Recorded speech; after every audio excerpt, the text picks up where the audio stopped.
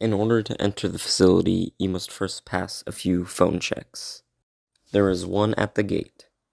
The facility doesn't seem like much above ground, but underground is where things get interesting.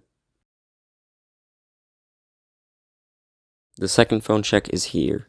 If people do not make it within 3 minutes of the last one, the facility will go into lockdown. Cameras were set up in this next area to ensure safety of the officers.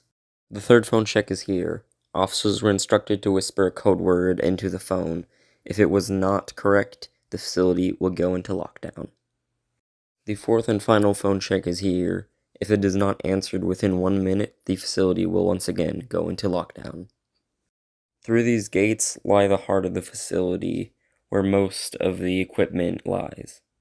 To the right is the control center, and to the left is the missile.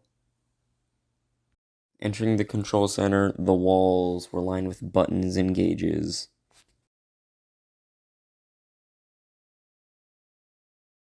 And ironically, there was a big button in the center that would fire the missile.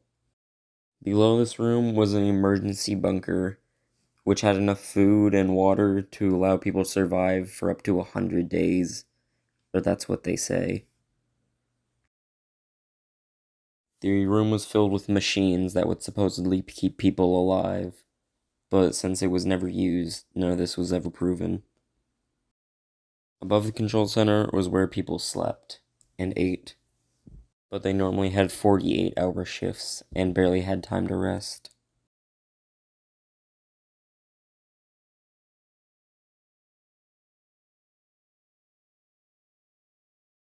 The common wear for these people were heavy metal boots, green and gray shirts, and a hard hat in case of accidents. On their person, they carried food and water and other miscellaneous items to help them in their day-to-day life.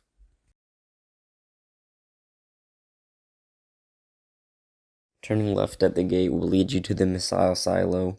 The walls here were lined with padding, turning it into the world's largest muffler known to man. Going down one floor, there was the generators, which kept the missile powered.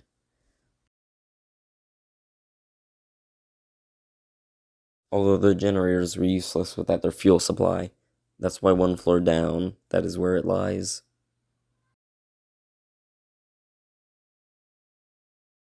The third floor down held the hydraulic system and toxic chemicals in it. It said that if these chemicals entered your lungs or got on your skin, they would eat you from the inside and boil your skin alive.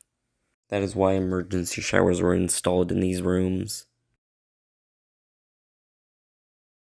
On the final floor lies a deadly warning, and for a good reason, because here is where the rocket lies. Powered by diesel and the American hatred of the Soviet Union, this missile could take out all of Russia.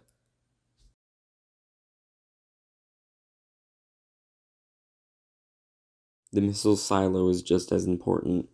The shutters at the top would open up, allowing it to fire out even when there was no power left inside the bunker. In all, this missile silo could survive a nuclear explosion if it was upwards of a mile away. Anything less, and this entire place would be vaporized in seconds.